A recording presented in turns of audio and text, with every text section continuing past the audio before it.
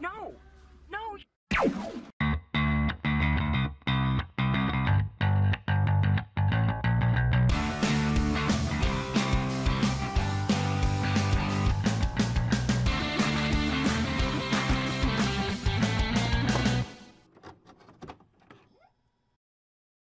Bonjour, donc alors comme promis nous allons vous faire la vidéo sur le budget. Alors nous sommes partis à 3 pendant 54 jours. Nous avions prévu au préalable un petit budget pour savoir à peu près combien ça allait nous coûter. Donc on avait fait tout un PowerPoint. Donc nous l'avons ressorti pour vous donner une idée sur ce que va vous coûter un voyage à 3 pour 2 mois en gros. Donc ça vous permettra d'avoir une petite image pour vous si vous partez à 2, 3, 4 pour 2 ou 3 semaines ou 3 mois. Voilà. Donc on va commencer d'abord avec les avions. Donc nous on a réservé à partir de décembre pour notre voyage qui a commencé en juillet. Donc il vaut mieux prendre en avance quand même parce que sinon ça va être assez cher. Donc nous on a pris Alitalia comme compagnie aérienne, qui est une compagnie italienne. Les billets étaient environ pour 700 €, sauf que nous on a pris l'assurance en plus qui était à 82 €. Et comme on voulait faire le voyage ensemble, on a pris en plus les places qui étaient environ à 18 €. Alors, on a choisi nos places pour être sûr d'être à côté pendant le voyage. Donc au total ça fait 800 €. Mais on aurait pu encore pour moins cher avec par exemple China Eastern. Mais sauf que quand on a vu les avis sur internet, il fallait vraiment pas. Voilà, les avis c'était du style j'ai perdu mes bagages, on a ouvert mon sac. Donc là on s'est dit non, il y a peut-être 200-300 € de moins, mais on va assurer le coup en ayant quelque chose de fiable. Si vous voulez faire des économies, c'est des vols à escale qu'il faut prendre. Les vols directs coûtent forcément plus cher. Bon, les escales c'est un peu plus fatigant, mais ça fait du bien en porte-monnaie. Donc ensuite pour les logements, alors il faut savoir qu'on est parti 3 semaines à Busan, 1 semaine à Jeju, 3 semaines à Séoul. Et on est parti à 3, mais en fait il y a eu un petit couac, donc on a réservé tous les logements à 2, et la 3e personne s'est rajoutée à la suite de nos réservations. De 3 semaines après qu'on a réservé. C'est ça. Donc en fait on a pu la rajouter que sur notre logement à Jeju. Les logements à Busan et Séoul étaient que pour 2 personnes. Du coup pour Busan, ça nous a coûté 272 € chacune pour 2. À Jeju ça nous a coûté 110 € chacune, donc un logement pour 3. Et à Séoul ça nous a coûté 338 € chacune, un logement pour 2. Donc un total de 722 € sur les 2 mois chacune, donc ça nous a coûté pas très cher. Donc pour Elise, la 3e personne, ça lui a coûté forcément plus cher vu qu'elle a pris des logements toute seule, donc elle n'a pas pu rediviser les loyers. Et si elle avait su avant qu'elle allait nous rejoindre, on aurait pu tout rediviser par 3 et prendre des logements, donc ça nous aurait aussi coûté moins cher. Et puis il faut savoir qu'on a choisi les logements en fonction de leur emplacement parce qu'on voulait être au milieu de toutes les activités qu'on allait faire, avec un minimum de confort. Donc ce qu'on voulait c'était la clim, l'indispensable, et la machine à laver parce qu'on partait juste avec 10 jours de vêtements, donc il fallait pouvoir les laver régulièrement et pas s'embêter à trouver des lavomatiques. Sachant que pour préciser, nous on est partis en Airbnb et par l'auberge de jeunesse aussi. Oui, si pour avoir moins cher, vous pourrez vendre des guest house ou ce genre de choses qui offrent aussi des services tout à fait corrects. Donc tout ce qui est pour internet, wifi, nous on a pris une egg wifi avec le site Resi. Donc nous on a réservé en avance, on a pu juste chercher notre egg à l'aéroport. Ça coûte 2,40 € par jour, donc pour les 54 jours à 3 chacune on a payé 43 €. Donc qui est faisable, pas faisable mais Abordable. Qui est abordable pour 2 mois. Et puis le truc bien avec la egg, c'est qu'on n'a pas eu de problème de connexion. On n'en a jamais eu, on a réussi toujours à en avoir partout où on était, même quand on s'est perdu dans un village. Oui. Donc il n'y a pas eu de problème, ça coûte pas cher. Après il y a le système de carte SIM, mais ça on n'a pas trop recherché, on a juste vu que c'était plus cher, enfin ça nous venait plus cher donc on n'a pas cherché plus loin. Mais si vous partez plus longtemps et peut-être tout seul, ça vaut peut-être plus le coup par contre de prendre une carte SIM. Oui, tout seul, la wifi, non c'est pas la peine du tout.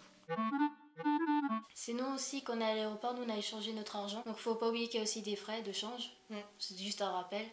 Et aussi si vous voulez faire des retraits distributeurs automatiques en Corée, il faudrait voir avec votre banque, votre carte bancaire si elle peut ou pas faire les retraits à l'étranger, s'ils prennent des frais, ou c'est arrangé avec eux de ne pas avoir des frais justement. Mais il faut pas oublier que même si on n'a pas de frais avec votre carte bancaire, les banques coréennes prennent quand même des frais, mais c'est pas beaucoup, c'est environ 2-3 €. Surtout, ne pas oublier de prévenir votre banque que vous partez à l'étranger. Parce que si la banque s'aperçoit d'un coup que vous avez des dépenses à l'étranger alors que c'était pas prévu, enfin eux sont pas au courant, ils vont se dire qu'il y a un problème, vous êtes fait hacker votre carte et ils vont vous la couper. Et là après c'est le gros bordel. Donc prévenez-les bien. Alors pour essayer de jauger notre budget nourriture, on s'est dit bon, si 10 € par jour, est-ce que ça peut le faire? Du coup on a prévu 10 € par jour sur notre budget et on a pu voir qu'on pouvait s'y tenir. parce qu'on mangeait pas beaucoup, parce qu'il faisait quand même 35 degrés en moyenne tout l'été. Donc on a très soif et pas beaucoup faim. Donc c'était plus du grignotage le matin au réveil, un petit déj quoi. Petit-déj, oui. Et puis un bon gros resto le soir, et puis ça suffisait la plupart des jours. Pour moi j'avais un peu plus faim que la normale, enfin par rapport à mes collègues. Parce que moi j'étais toujours j'ai faim, puis non pas moi, donc je peux se retrouver toute seule à grignoter. Donc en gros, quelqu'un qui a un peu plus faim ou qui va manger vraiment ses 2 repas par jour, va être autour de 15 € par jour. Prenons des restos pas très chers, hein, sachant que le repas est très copieux. Oui, on a du mal à finir nos repas. Donc. Le budget alcool. Le point sensible de la vidéo à ne pas oublier. Et oui. Alors ensuite, le budget alcool fléchette, on l'appelait comme ça parce qu'on allait très souvent au bar à Busan. Et on avait un bar préféré où ils faisaient de très très bons cocktails. Alors du coup, ça enchaînait. Et puis ils avaient un jeu de fléchettes qu'on aimait bien jouer. Le budget alcool est monté jusqu'à 280 € par personne. Sur les 2 mois. Enfin, sur les 2 mois, non, parce qu'en fait, on allait au bar que les 3 premières semaines. À Busan en fait, parce qu'à Jeju et Séoul on n'a pas trouvé de bar comme ça où on se sentait bien, enfin assez à l'aise pour y retourner régulièrement en tout cas. Et oui, 280 € par personne en 3 semaines, d'alcool, de cocktails, de petits apéros, et les fléchettes on a dû en avoir pour une trentaine d'euros chacune. Prévoyez bien, surtout si vous aimez sortir un peu comme nous, prévoyez ces petits alcools sorties, alcool, fléchettes, boîtes, de nuit aussi. C'est quand même indispensable parce qu'on se dit pas non plus qu'on allait boire tous les soirs, mais finalement c'était tellement bien dans notre bar qu'on y allait assez souvent. Voilà, on faisait nos petites françaises avec la petite apéro du soir, voilà. Même si des fois c'était juste une petite bière ou tout de suite ça monte tous les jours, hein. C'est pas forcément cher l'alcool là-bas, même pas du tout. C'était pas cher. Les cocktails ils devaient revenir à 5 € à peu près. Donc ça faisait vraiment pas très cher, mais on cumule et puis si les soirées sont longues, on en boit plus. Et puis même on mangeait aussi, on avait des repas avec donc... Oui, parce que là-bas faut savoir que c'est pas les bars comme en France où il y a juste de l'alcool avec des petites cacahuètes. Non, ils proposent des vrais repas, donc c'est vraiment un apéro dînatoire, donc on mange, on boit. Et comme ça pendant des heures, donc l'addition monte très vite. Donc faites attention à vos dépenses alcool si vous sortez beaucoup. Si on avait fait ça sur les 2 mois, pour 600 €. On aurait eu pour 600 € de dépenses en plus, c'était vraiment des dépenses pas prévues quoi, donc ça fait un sacré trou dans le budget. Ce qui est transport à l'intérieur de la Corée, nous on a d'abord pris la T-Money, donc ça nous a coûté environ 18 €, donc ça comprend le prix de la carte et ainsi un peu d'argent dessus pour déjà l'utiliser directement. Pour aller de l'aéroport au centre de Séoul, nous on a pris l'Arex comme c'était plus rapide. Donc la petite carte d'Arex, l'aller, ça nous a coûté environ 6 € par personne aussi. Parce que nous on allait directement à Busan après être arrivé en Corée. Donc pour cela nous on a pris le train. Donc on l'a pas réservé. Le dernier train pour Busan. Tout à fait. Sans oublier, mais bon. Déçu. Et oui, merci. Tu m'as pas aidé. Donc on a eu pour 40 € environ par personne, on est allé directement au guichet, on a juste attendu 1 heure et puis voilà, on a pu prendre notre dernier train pour Busan. Voilà, et oui, donc pour traverser toute la Corée, faire Séoul-Busan, 40 € par personne, c'est pas... Pour 3 heures de trajet environ, oui. Donc une fois sur Busan, nous on a surtout pris tout ce qui est métro et bus. Donc on a eu pour 100 000 won environ de transport. Quand on a fait notre 3 semaines à Busan, nous on a pris l'avion à Jeju. Donc pour être plus simple pour vous, nous on a fait une allée Busan-Jeju. Et après on est reparti avec Jeju pour aller à Séoul. Nous sommes partis avec Jeju Airlines.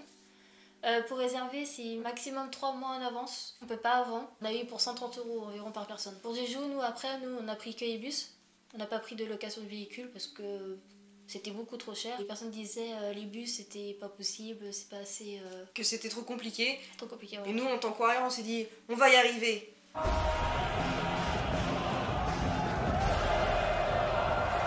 Et ben finalement les bus on a réussi à tout faire tranquillement sans problème. Donc les bus vous pouvez le faire avec l'application Nevermap, il n'y a aucun problème. L'application Nevermap qu'on vous a parlé dans l'autre vidéo, qui est vraiment très pratique et à Jeju tout est très clair. Prenez le bus sans problème. Nous on s'est jamais trompé, on n'a jamais loupé un arrêt, ça s'est très bien passé, ça nous a coûté 50 000 won. 50 000 won maximum. On a fait facile 200 € d'économie par rapport à une location de voiture. Oui.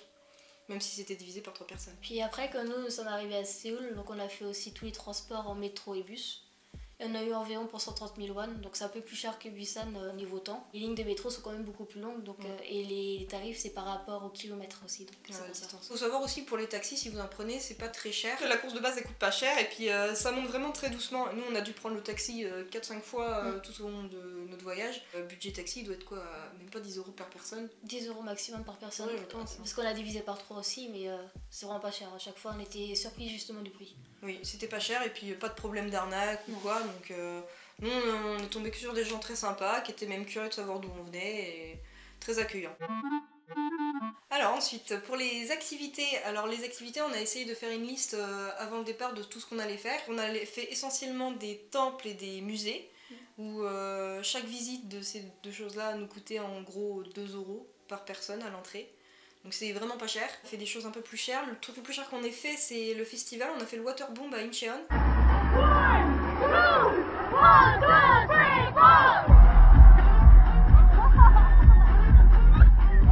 Qui nous a coûté 65 € par personne pour nous occuper toute une journée, donc puis ça valait le coup, il y avait plein d'artistes intéressants qui étaient passés. Puis ça passe pas qu'à Incheon, ça passe aussi à Séoul, Daegu, Busan et d'autres villes aussi. Pour les réservations, c'était sur Interpark. Ensuite, les trucs les plus chers qu'on ait fait, c'est avec les tours, donc on a fait la Busan Tower et la Namsan Tower, donc les deux cumulés. On doit être à 20 € par personne. On conseille plutôt d'y aller de nuit, c'est plus sympa. Voir la ville éclairée, c'est super beau. L'autre truc le plus cher qu'on ait fait, ça va être Jeju Loveland. En fait, à Jeju, on a quasiment fait 0 dépenses en activité parce que c'était beaucoup de randonnées. Pour avoir accès à certains volcans ou certains parcs, il fallait juste payer une petite entrée qui était pareil à 2 €, voire même moins cher. Parce que même le Mont Alassan, c'était gratuit. Ensuite, le truc le plus cher qu'on ait fait, ça va être la SM Town. À Séoul. Séoul, qui nous a coûté 8000 won, donc vraiment...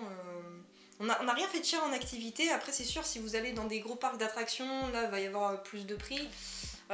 Si vous faites la DMZ, pareil, ça c'est plutôt cher, on s'est renseigné parce qu'en fait, le mieux c'est d'avoir un guide parce que sinon vous pouvez rien faire en fait. On peut pas aller sans guide de toute façon. Donc vous verrez ça de loin, ça serait génial, ça sert à rien. Donc c'est tout de suite autour de 150-200 € si vous voulez voir la DMZ. Et puis en vrai, on voit déjà pas mal de choses. Il y a beaucoup de temples. Tous les temples ne se ressemblent pas, nous vous conseille d'en faire beaucoup quand même. On en a visité des très intéressants. Ah oui, petite astuce aussi sympa, si vous voulez visiter les temples sans les payer, bah vous louez ou vous achetez un petit hanbok. Ça vous coûtera plus cher que le temple, mais voilà, c'est l'astuce qui sert à rien parce qu'au final vous dépensez plus, mais c'est sympa parce que du coup vous visitez le temple dans une tenue traditionnelle, ou même quand vous visitez les temples et que vous voyez des gens habillés dans ces tenues là, ça rajoute un petit charme et c'est vraiment super sympa. Donc au total, nous on a eu pour 3100 € par personne environ, bien sûr sans shopping, que tout dépend des personnes, de vous en fait. Mais il faut bien prévoir quand même, parce que ça nous arrive aussi d'acheter des choses où on n'est pas prêt d'acheter normalement. Les magasins style Artbox où c'est beaucoup de petits souvenirs, donc c'est des petites choses, mais vous en faites plein, bah, vous achetez plein de bêtises comme ça. Nous, c'est notre truc, c'était des petits verres à shooter par exemple, voilà. Donc tout cumulé ça fait un plus. Si vous y allez aussi pour grossir votre collection d'albums K-pop, bah ça a un coût, parce que bon, vous allez pas en acheter 2-3, on va pas se mentir. Donc, parce qu'en même temps les prix sont beaucoup moins chers en France. C'est comme ça vaut plus le coup de les acheter là-bas. Clairement, nous on est reparti pour presque 100 € d'album. Minimum. Si vous aimez aussi le style vestimentaire coréen, comme Adeline qui en a acheté quand même pas mal. Pour 200 € environ. Ouais. Voilà, donc tout ça c'est des extras qui montent. Donc on en a eu à peu près pour 3000 €, donc c'est le budget de base qu'on avait prévu. Mais faut pas partir avec 3000 €. Non. Prévoyez plus, prenez 500 € de plus facile. Il y a le budget au cas où. C'est obligatoire. Moi, mon budget au cas où, il est passé dans l'alcool. Voilà. Heureusement, justement. C'est un bon exemple. Mais comme c'était pas prévu, cette dépense-là, bah, on s'est fait avoir. Et puis, bah, heureusement qu'il y avait ce budget au cas où, en fait. Donc voilà, c'est tout ce qu'il y avait à dire sur le budget. Donc si vous avez besoin de petites précisions ou d'autres choses, donc n'hésitez pas dans les commentaires à poser vos questions. Et si la vidéo vous a plu, bah, le petit pouce. Et puis si vous voulez d'autres vidéos de ce genre, on va essayer de faire d'autres vidéos sur les anecdotes, sur des choses qui sont passées durant notre voyage, pour vous partager nos aventures. Donc si vous voulez ce genre de vidéos, n'hésitez pas à vous abonner pour pouvoir suivre nos aventures. Voilà, bisous. Bisous. La main à moitié blanche. Je suis un fantôme. Je disparais. Oh.